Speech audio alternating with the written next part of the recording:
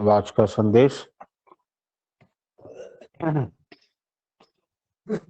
दीपावली संपन्न हुआ, सभी ने माँ लक्ष्मी और गणेश जी की पूजा कर उनको प्रतिष्ठित किया। ज्यादा लोगों का भाव यही रहा होगा कि माँ लक्ष्मी अब हमारे ऊपर प्रसन्न होकर हमें बड़ा आदमी बना। यह कहना बुरा नहीं है, पर पूरा जीवन भगवान को समर्पण कर दे। उनको जो देना होगा वो खुद देंगे। जो रोज साधन करता है, भगवान को अपने घर का मालिक मानता है, मालिक न राखे हक, भगवान उसका कुछ बाकी नहीं रखते। आप ऐसा करेंगे तो आपके घर के सभी सदस्य भी भगवत मुखी हो जाएंगे। आजकल के लोग देरी से जगते हैं, सूर्य देव के आने पर भी हाथ नहीं जोड़ते। कितने दुख की बात है। खासकर कार्तिक माह का बहुत ही महत्व है। कार्तिक स्नान लोग 4 बजे सुबह उठ के करते हैं। तुलसी पूजन की इस महीने में बड़ी महिमा बताई गई। तुलसी कोई साधारण पेड़ नहीं है, उसमें बहुत शक्ति है। तुलसी की कहानी आप सबको जानना चाहिए। पुराणों में कथा आती है कि जालंधर नामक एक राक्षस था। उसकी पत्नी वृंदा महान पतिव्रता थी। उसके पुण्य से जालंधर मरता नहीं था। ब्रह्मा विष्णु महेश जालंधर को मारने का प्रयत्न करते थे, लेकिन जालंधर मरता ही नहीं था। पत्नी के पुण्य से वह जीवित रहता था। फिर विष्णु भगवान ने जालंधर का रूप धारण करके उसमें के घर जाकर वृंदा की पतिव्रता भंग की। वृंदा समझ गई कि ये मेरे पति नहीं है, ये विष्णु है। भगवान को उसने कहा, बड़े निष्ठुर हो, आपका हृदय पत्थर जैसा है, आप पत्थर हो जाएंगे। तब से विष्णु भगवान शालिग्राम हो गए। भगवान विष्णु भगवान ने कहा, मुझे पतिव्रता स्त्री अतिशय प्रिय है। वृंदा तू तुलसी हो जाएगी और बिना तुलसी के हम भोग ग्रहण नहीं करेंगे। वृंदा ही तुलसी हो गई। तब से आज तक सभी घरों में उनकी पूजा हो रही है। सभी को तुलसी की पूजा जरूर करनी चाहिए। घर का संस्कार अगर बदलना है तो अपने रहन सहन को बदलना ही पड़ेगा। भगवान हम सबों के साथ हमेशा हैं, पर मेरा चित्त इतना चलता है, चंचल है, इसे इस बात का भान ही नहीं होता। मैं जो कुछ भी अच्छा बुरा कर रही हूँ या कर रहा हूँ, भगवान देख रहे हैं। भगवान जीवन का विचार से बीतने शेष भाग विचार से बिताने की जरूरत है।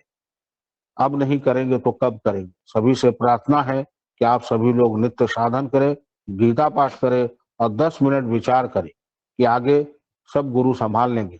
सभी का मंगल हो, यही भगवान से कामना करती हूँ। माँ।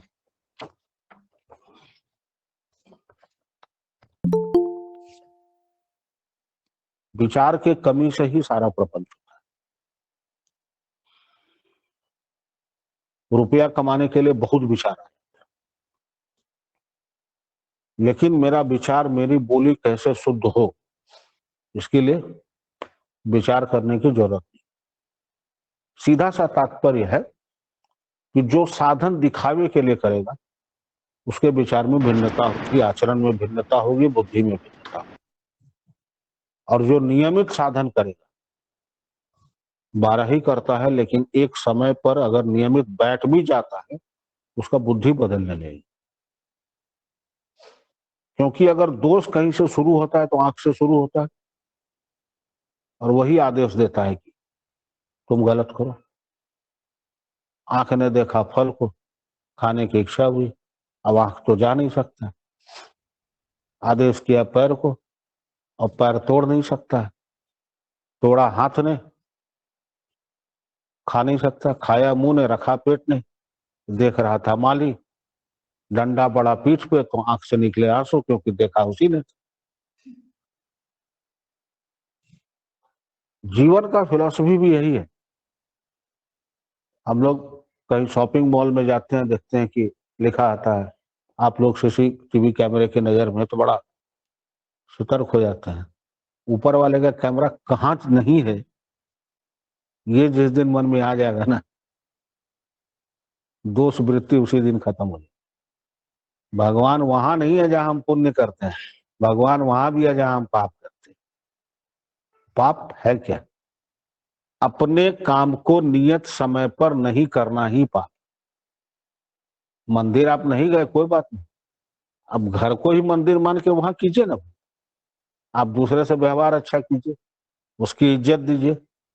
बड़ों को बड़ों की तरह, बराबर वालों को दोस्त की तरह, छोटों को बच्चे की तरह, बेटे बेटी की तरह। ये ड्यूटी हमसे नहीं हो रही है, इसलिए हमारे जीवन में व्यस्तता है। ये मेरा बेटा, ये मेरा भतीजा। महाभारत का कारण भी था कि लिखा है ना, जैसे मामका पांडवस्य, मेरे पुत्र और पांडु के पुत्र, यही भेद था महाभारत का। और इसी वजह से आज घर घर में मेरा बेटा गलती भी किया तो अच्छा, और बगल वाले का किया बुरा, अच्छा भी किया था ना, वो तो कुछ गलत करके आगे बढ़ा। एक विचार आपके जीवन को बदल सकता है, सिर्फ यही कीजिए कि हमको नित्य साधन करना है। एक साधे सब सधे, सब साधे सब जाए। बहुत सारा फूल रखा है, खुला फूल, एक बार में सारा धागे में नहीं जाता है, एक एक करके ही डालना पड़ता है। एक माला बनता है, गजरा बनता है, उसकी सुंदरता बढ़ जाती है। नाम क्या होता है, कितना अच्छा फूल का माला है, लेकिन उसके पीछे धागा है जो उसको समेट के रखे हुए। और वही जो अदृश्य शक्ति है ना, वो गुरुदेव की। आज उन्हीं की कृपा से, उन्हीं की ताकत से, उन्हीं के आशीर्वाद से हम लोग यहाँ हैं। आज कहीं जाते हैं, गुरु भाई से मिलते हैं, तो लगता है हम अपने भाई से ज्यादा प्यार करता है। तो वहां लेने की भावना नहीं है, वहां देने की भावना। आप किसी को कोई वस्तु इज्जत देके खुश नहीं कर सकते। जिसको कमी ढूंढना है वो कमी ही ढूंढे। तो उसकी बुद्धि है, उसको करने दीजिए, आप अपने बुद्धि से चलिए। आपको अगर रिश्ता निभाना है तो आपको बीच का मार्ग निकालना पड़ेगा, तो आप निकालिए। आप गाड़ी चला रहे हैं, बगल से किसी ने धक्का मार दिया, लेकिन आप तो संभल के चल सकते हैं ताकि नुकसान कम से कम हो। लोग आपका विवेचना अपने तर्क शक्ति के हिसाब से ही करेंगे। और जो आपको हमेशा गलत कहता, ये कहता, एक्चुअली वो गलत नहीं है, वो बीमार है, मानसिक रूप से बीमार है वो, उसके अंदर अच्छी बुद्धि आ नहीं रही। आप शांत हो जाइए। आग में घी डालने से अच्छा है कि थोड़ा शीतल बन के जल का छींटा मार दिए तो शांत हो जाए। थोड़ा मुश्किल काम है, इतना आसान नहीं होता। कोई कुछ बोले तो बर्दाश्त करना बहुत मुश्किल काम होता है, लेकिन करत करत अभ्यास तो जड़मति हो तो सुजान। जड़मति तो जड़ में ही रहता है, सुजान नहीं होता, लेकिन आपके अंदर अभ्यास का असर दिखने लगता है। करना यही है, कैसे करना ये हम लोग को डिसाइड कर। हम लोग क्या कर रहे हैं, हम साधन करने जा रहे हैं, किसी को फोन आएगा मेरा उठाना मत, क्या दिखाना चाहते हैं, बहुत बड़े साधक हैं। और जो रियल में साधक है वो कब करके निकल जाता है किसी को पता भी नहीं चलता। लोगों को पहचानने का बहुत आसान तरीका है। अगर कोई किसी से इज्जत से बात ना करे, हमेशा सबका नाम लेके बुलाए, हमेशा सबकी में दोष देखे, तो समझ लीजिए कि भैया इंसान के रूप में रावण ही है। रावण का शब्द का अर्थ ही है जो दूसरे को कष्ट दे के रुलाए, प्रताड़ित करे, वही रावण है। और राम का अर्थ यही है जो सबके गलती को छिपा के उसके गुण को बढ़ा, वही राम। राम कोई व्यक्ति नहीं, राम एक भावना है, राम एक विचार है, राम एक संस्कार है।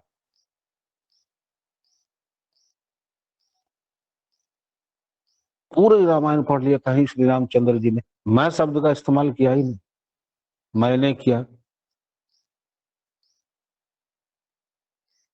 पढ़ के अगर नहीं सीखे तो क्या सीखे, महाराज जी को देख के अगर नहीं सीखे तो क्या सीखे, और अब नहीं सीखेंगे तो त्रैलोक का स्वामी भी कुछ नहीं कर सकता है। तीन चीजें करनी पड़ेगी, नियमित उठना पड़ेगा, दिनचर्या नियमित कीजिए, साधन कीजिए, और गीता रामायण जो है सो पढ़िए। इसके अलावा भी जिस विषय में बहुत सारी किताबें जो समसामयिक है, अच्छी पुस्तक है, सीखने के लिए जो पढ़ सकते हैं आप पढ़िए। एक पैराग्राफ ही पढ़िए, लेकिन रोज आपको सोचने का एक आधार देता है, आपको चलने का रास्ता बताता है। आप गाड़ी चलाना जानते हैं, लेके निकलेंगे तो धक्का मारेंगे, लेकिन एक ट्रेनर आपको मिल गया कि भाई ऐसे ऐसे दो चार, तब धीरे धीरे धीरे धीरे करते, ऐसा नहीं है कि गिरेंगे गिरेंगे, लेकिन नुकसान कम होगा। गुरु क्या है, वो ट्रैफिक पुलिस की तरह कि भाई थोड़ा भी लाल बत्ती है तो रुक जाए, इधर से जाने दो, बीच में जाओगे तो फंसोगे। करते तो हम लोग ही हैं। गुरु क्या है, रास्ता दिखाते हैं, अब इधर नहीं, दाहिने से जाओ, बाएं से जाओ, बस इतना ही काम करता है। आज महाराज जी को याद करके सबकी आंखें छल छला जाती, क्यों? उन्होंने प्रेम किया सब, और हृदय से प्रेम किया। कभी ये नहीं लगा कि ये मेरा दूसरा है, ये मेरा अपना, उनके लिए वसुधैव कुटुंबकम था। उनके इस भाव को यदि नहीं पकड़ सके, तब तो श्री कृष्ण गोविंद हरे मुरारे है भाई, तो आपका भगवान भी भला नहीं कर सकता। आप यदि देख के नहीं सीखे, आपके अंदर परिवर्तन होगा नहीं। जब तक आपके अंदर का मैं नहीं जाएगा ना, तब तक जीवन में प्रपंच है और वो रहेगा। आप किसी को खुश नहीं कर सकते, आप सिर्फ अपना कर्म और कर्तव्य कर सकते हैं। तो उसमें नियमित हो जाइए। हो सकता है उसको देख के अगला अपने बदल जाएगा कि भैया यहाँ ना लागे राउर माया, ये बदलने वाला नहीं है, हम ही को बदलना होगा। आदमी की चर्चा तब नहीं होती जब वो सामने होता है। आदमी का बड़प्पन तब है जब वो चला जाए और उसकी चर्चा होती रहे। मतलब रंगमंच पे पर्दा गिर जाए और ताली बजती रही है तो समझिए कि एक्टिंग बहुत अच्छा हुआ है। तो हम लोग भी जीवन में अब नहीं कर रहे। मालिक तो कब से है, किसी का अजन्मा है और हमारे बाद भी रहेंगे, तो बीच के कलाकार तो हम ही लोग। तो क्यों ना इस चीज को पकड़ के अपने विचार पे विचार करके ये विचार किया जाए कि हम लोग आए हैं किस लिए? सिर्फ पैदा हुए, कमाए धमाए, शादी हुआ, बाल बच्चा हुआ, शादी ब्याह करके फिर निकल लेंगे। अगर इतने के लिए ही आए हैं तो हमारे और पशु में कोई अंतर नहीं। पशुवत जीने से अच्छा है कि गुरुवत जीवन जी। मत बिगाड़ो बिगड़ेगा, एक मंत्र याद रखिए, मत बिगाड़ो बिगड़ेगा। किसी का भला नहीं कर सकते हैं तो एटलीस्ट बुरा सोचना छोड़ दीजिए। उसका क्या होगा उसका छोड़िए, आपका बुरा कभी नहीं होगा। इतनी विनती है। आज शाम कारक है, भगवान भास्कर से प्रार्थना करता हूं कि डूबते सूर्य के साथ हम लोग का सारा अहंकार, ईर्ष्या, द्वेष ले जाइए और कल जो उदय होइए तो नया विचार लेके आइए, वो हमारे जीवन को आलोकित करे और हम पूरे संसार को आलोकित कर सके। आप सबका कल्याण हो। जय गुरु।